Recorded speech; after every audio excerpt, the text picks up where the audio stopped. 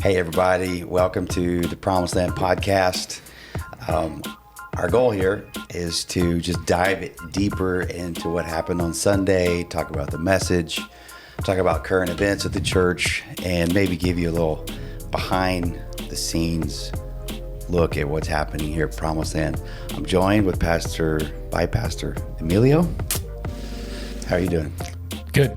Feeling great. Been a good good week. And I know we're coming off some stuff from the weekend. You weren't here on Sunday. Was not. That was convenient. I was in an AC room. Yeah, so let's talk about the air conditioning. We had a surge that happened when I wasn't here. Mm-hmm. You were preaching. Yes. And August 3rd, yep, something happened. The second, I guess, the day before on Saturday, there was an electrical storm in other parts of the building. They experienced computers not working well, had to reset things. But in the worship center, in the past, we've had surges like that, and we've lost all of our lighting before. So we put a surge protector on the main electrical panel going into the building, but we didn't have one on the air conditioning. On the air conditioning, the one thing. Now we're getting one for that. So surge hit the air conditioning and basically burned out the compressors and other components. And the compressors were in stock, and we were able to get those. And then there's valves that have to be replaced. Yep. We're supposed to have those by the end of this week, which is probably the 21st or 22nd. They're saying that will improve the cooling somewhat when we put the valves in. But the final piece that will take it back to 100% and cold in the sanctuary, which normally... We're known for keeping it cold. We're known for... People are complaining that it's too cold, so hopefully we don't get any of those anymore. It's a part that has to be made. Specially made. I would have never thought. I feel like I owe everyone an apology because we've had like power outages before, AC things before, and we've always been like so quick to fix it. Yeah. I was up on stage Sunday like, by Tuesday, by revival, it's going to be cold in here. Like, we're going to have everything fixed. You said that? I said that. Yeah. That was not the case. We need to go back and find that clip. Here we are 2 weeks later, 3 weeks later coming up. Yeah. And still working on it. Normally that happens, Normally it's some leak in the Freon is drained, so we got to get, add Freon. That's easy. Right. Coils or something like that. So anyway, the unit's 13 years old, which I guess they consider old. In that world. Yeah. Ancient. So they quit making these parts. That's wild. So they won't have those parts made until September 4th. The interesting thing is the family that bought the house next door to the church own a very large HVAC company. Yes. And a year ago, we got to know them. They were extremely generous. Yeah. As soon as they moved in, they were like friends, Yes. They're from Mexico, but they moved here. They've been here for many years, built a very successful company. And we're so generous. I mean, we met them a year ago. We had them come check out the system, and we had a leak in the Freon then, and they gave us like a whole bottle of Freon. That's wild. Which it was hundreds of dollars worth. Yeah. So anyway, they're working on it. We're thankful for them. They are not charging us the normal rate. Wow. They're giving us a good deal. That's awesome. It's still going to cost around $30,000. Wow. Take a deep breath after you said that. Yeah. He said if we were to buy that whole thing brand new right now, it would be over $400,000. So if you're thinking $30,000, and this is what's weird is that they're replacing pretty much all the guts in the he's like, you're basically going to have a new A one because new. we replaced all the parts in the inside of it. Yeah.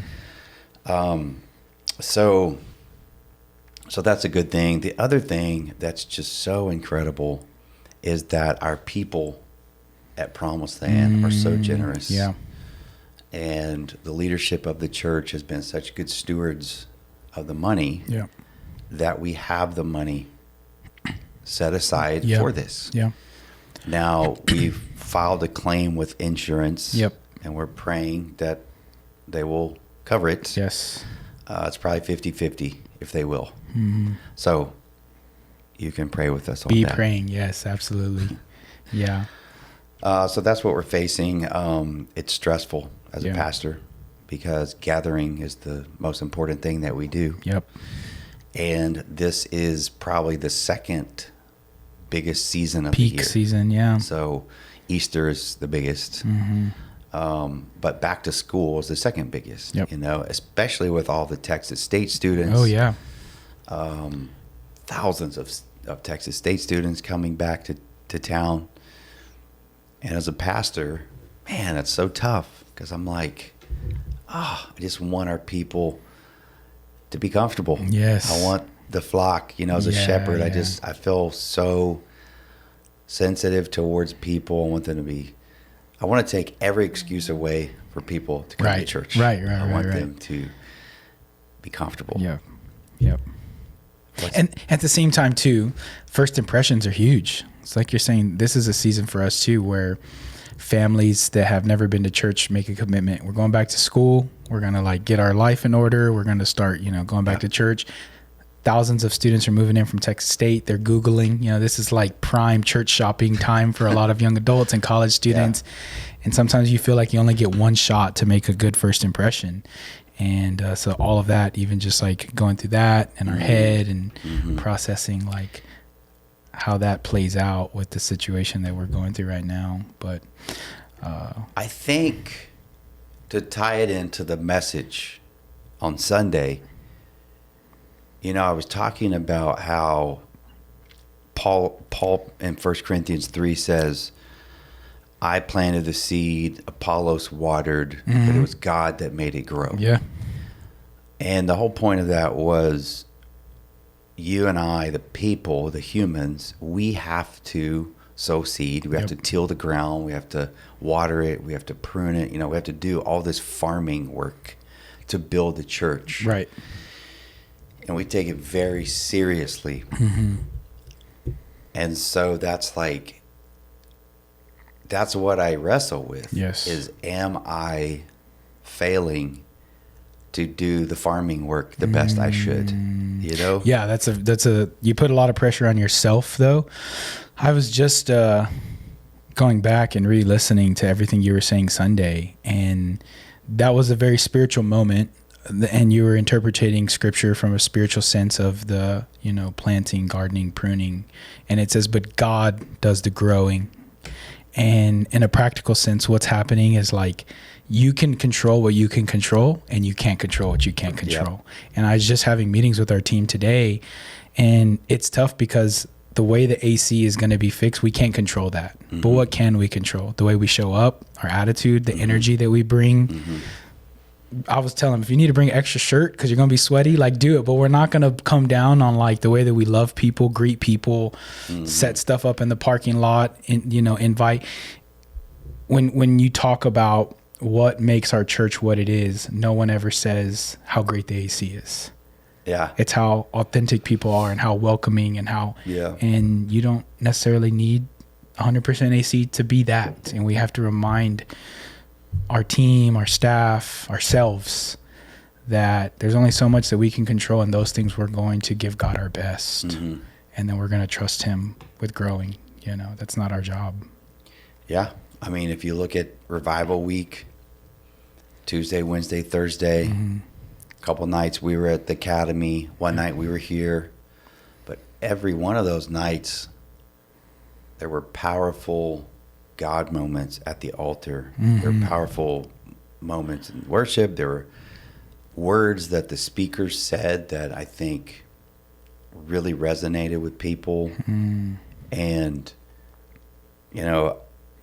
most of the people don't get this viewpoint, but every one of those nights I would get up during that altar time and I would just kind of like pace on the stage and watch and look at the people as they're praying, and you can just see something happening that is going to change those people 100% forever. Yep. Like a moment in the altar with God, and everybody needs something different, and they got it. You know, those So that pressed in were hungry.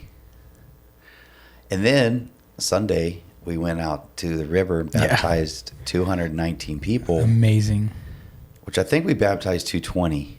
Oh yeah. Because I saw Jose and Naret go down after we had all left. They were baptizing one more person. So I don't know if we counted. I don't know. Probably not, but let's. But we just baptized 2 more Sunday. Yeah, I heard about that. Yeah. Amazing. So we're at least at 221 in the last 2 weeks. It's incredible. Which is, I said this Sunday, that does not just happen because we are manipulating people. Right. Or that we're funny or we're charismatic or Nate just sings really good. Yes. You know, or, all those farming things that we're doing. Yeah. That happens because God is making it grow. Yep. We are partnering with God. We're co-laboring with God, and we're doing something that only we can do. We do our part, and then he does something only he can do.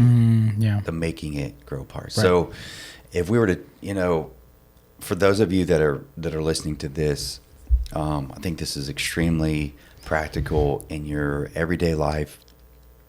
In terms of, you're gonna face these moments where you're out of control, and that's really when I've felt the most stress over the past couple weeks.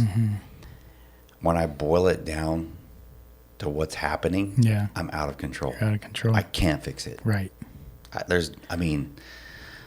can call and gripe to the guy and why did you not order the part earlier? Why didn't you do, this or that? But at the end of the day, like you said earlier, we're wasting our energy if we're trying to cast the blame on someone or ourselves, or if we're trying to force something to happen.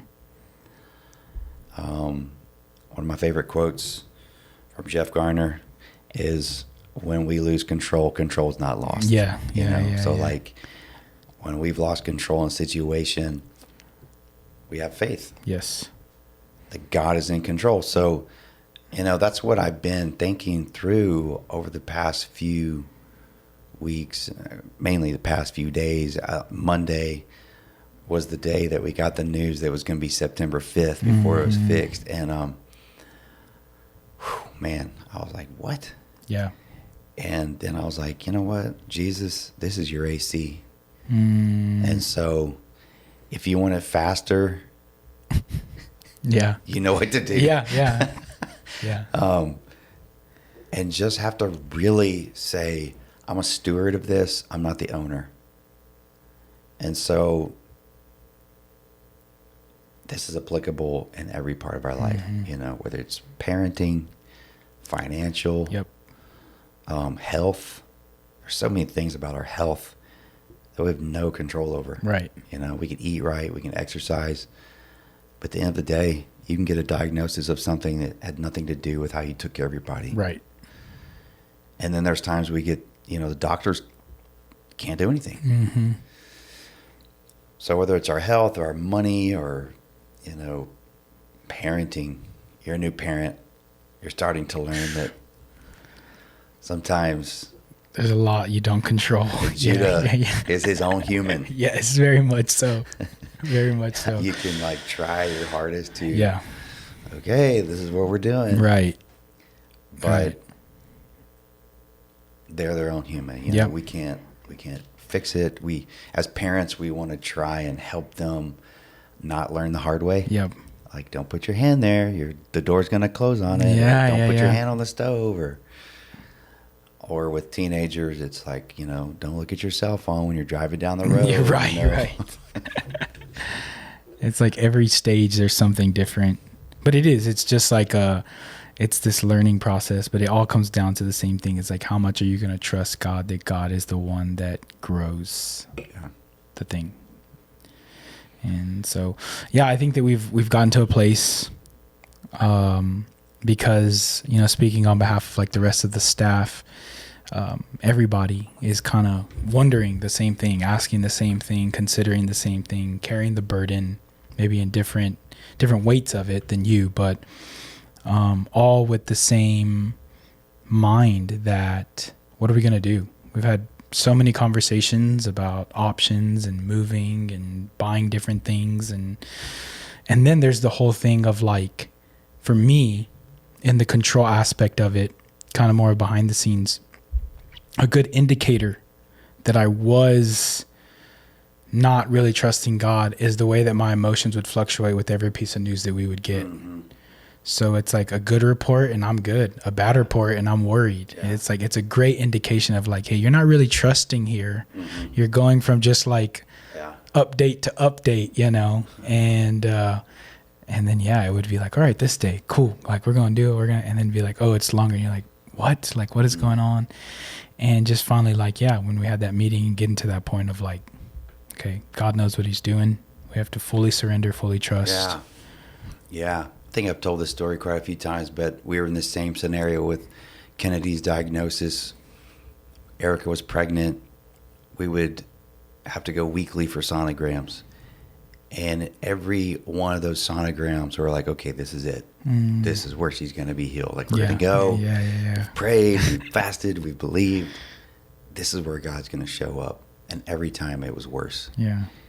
And finally, I was just like, God, no matter what this doctor says, you're good. Like, I don't want this doctor's report to dictate my peace. Right. So we used to sing a song when I was a kid. It was like, whose report shall you believe? We shall believe the report of the Lord. Oh, wow. I was like, we'd all dance around the church, Yeah. But it's so true, like we're thankful for human knowledge, medical research, scientific research, business, all that. But ultimately, God has the last say. Yes. Okay, let's end with this. Viktor Frankl wrote a book called Man's Search for Meaning. And it's about the Jews in the concentration camps. There's basically like three types. He categorized like three different types of Jews in the concentration camps and which ones lived with peace. Yep. Yeah, so he says that there are three different types. The first one is the one that just had no belief that they would ever get out. And that level of doubt and disbelief just killed them. Like they didn't. They died there in the camps. The second one was the one that knew they were going to get out with certainty and would put dates on it. So they would say like, I'm going to get out of here by next week. I'm going to get out of here by next month. Okay, the next week after that. Okay, by Christmas, right? By New Year, whatever. And what happened is that every time they would face that letdown, it would break their spirit. Yeah. And they didn't make it either. He says, but there was one group that was optimistic in the sense of, I'm going to get out, but I don't know when. But I know that if I just believe that I'm going to get out of here one day, it's like it was enough for them to just hold on to that. And those are the ones that made it out, that endured the suffering, the torture, the time spent in those camps. And the point is that there's something about having the belief, but just kind of having the blind faith that goes along with the belief that you're going to make it through. Just trusting God's timeline instead of our own. Yeah. Not needing it to happen immediately. Right. Or not needing certain, treats along the way. Right, or whatever, right. Yeah. Just sustaining. So, well, I'm hoping Promised Land that we can live that way. Yes. Have trust in God. God's got this figured out. He knows what's going to happen, whether it's with our church as a whole or whether it's with us individually. That He's got it. He's got it in the palm of His hand. Yes, He knows every detail. He loves us. He's good. He's able, and we can trust Him. Yeah. So, any final ideas? That this church is just as much y'all's house as it is anyone else's, and so we just ask that you pray for it too, that you just turn it over to God, that you trust God as well. So many of you have served so many years, poured so much effort, blood, sweat, and tears, and PromiseLand wouldn't be what it is today with all the members, the volunteers, the dream team. And so link your prayer with ours and just begin to speak life over our church members, that we would have the grace and endurance to run this race in this season that God has set before us. And in some way, let's make this all of our burden in a way that allows us to come together and trust God to ultimately have His plan come to pass. So I'm grateful to be able to be in the trenches with all of our staff and volunteers and members and everything. Amen. Yeah. All right. We'll see you next time.